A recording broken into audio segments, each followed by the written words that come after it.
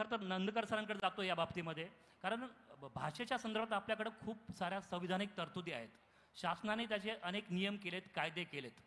तर राजभाषा, राष्ट्रभाषा, राज्यभाषा आणि आता अभिजात भाषा याबद्दल नेमक्या संविधानिक तरतुदी काय आहेत सर, जर आम्हाला विस्ताराने सांगा तुम्ही.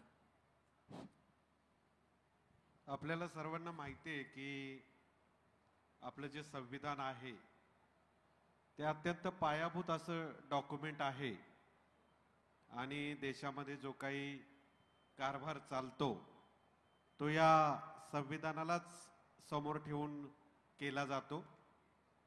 भारतीय संविधानाच्या 17व्या भागामध्ये भाषेसंबंधी अत्यंत मौलिक तरतुदी दिलेल्या आहेत.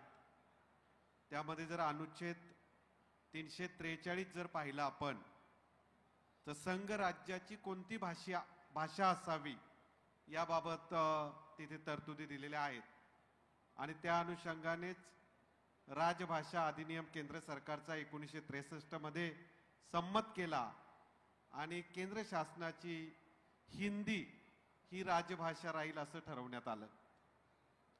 पुढचा जर अनुच्छेद आपण पाहिला 345 तर राज्यांना त्यांची राजभाषा ठरवण्याचं स्वातंत्र्य देण्यात आलेलं आहे 345 नुसार. आणि त्यामुळे आपलं जेव्हा महाराष्ट्र राज्याची निर्मिती झाली आपल्या राज्याने सुद्धा 1965 मध्ये राजभाषा अधिनियम संमत केला आणि आपली माय मराठी ही आपल्या राज्यासाठी राजभाषा म्हणून निवडण्यात आली. पुढची येते राष्ट्रभाषा. राष्ट्रभाषा ज्याला इंग्लिशमध्ये आपण समजा नॅशनल लँग्वेज म्हणू, अशी कुठेही तरतूद नाही. नॅशनल लँग्वेज, भारताची नॅशनल लँग्वेज कोणती, राष्ट्रभाषा कोणती, अशी कुठेही संविधानात तरतूद नाही, कायद्यातही तरतूद नाही. जी भाषा जास्त प्रमाणात बोलली जाते, जशी हिंदी ही भाषा आपल्याकडे जास्त प्रमाणात बोलली जाते म्हणून तिला आपण राष्ट्रभाषा म्हणतो. पुढची येते अभिजित भाषा. अभिजित भाषेचा खरा विचार हा 2004 नंतर सुरू करण्यात आला. केंद्रीय मंत्रालयाने याबाबतच्या सूचना जारी केल्या आणि अभिजित दर्जा द्यायचं ठरलं. आपल्याला माहिती आहे 2004 ते 2024 असा जवळपास 20 वर्षाचा प्रवास केल्यानंतर आपल्या माय मराठीला आता अभिजात भाषेचा दर्जा देण्यात आलेला आहे. तर जी अत्यंत प्राचीन भाषा आहे, म्हणजे जवळपास 1500 ते 2000 वर्षापूर्वीची भाषा आहे.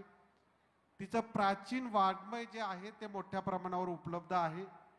त्याच्याबरोबर ती एका मोठ्या भूप्रदेशावर बोलली जाते. त्याच्यानंतर दुसरी येते प्रमाण भाषा.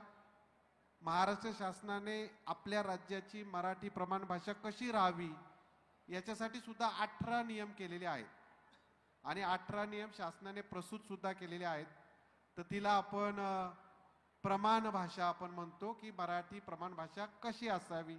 आणि सर्वात शेवटी जिला आपण म्हणतो बोली भाषा, तर जी आपण साधारण असं म्हटलं जातं की दर 12 कोसाला जी भाषा बदलते तिला आपण बोली भाषा म्हणतो. असे साधारण भाषेचे हे 5-7 प्रकार आणि त्याप्रमाणे केला जाणारा राज्य कारभार या अनुषंगाने आजचं हे विश्व मराठी संमेलनामध्ये अनेक विषय घेऊन आपण तुमच्या समोर आलेलो आहोत. धन्यवाद सर.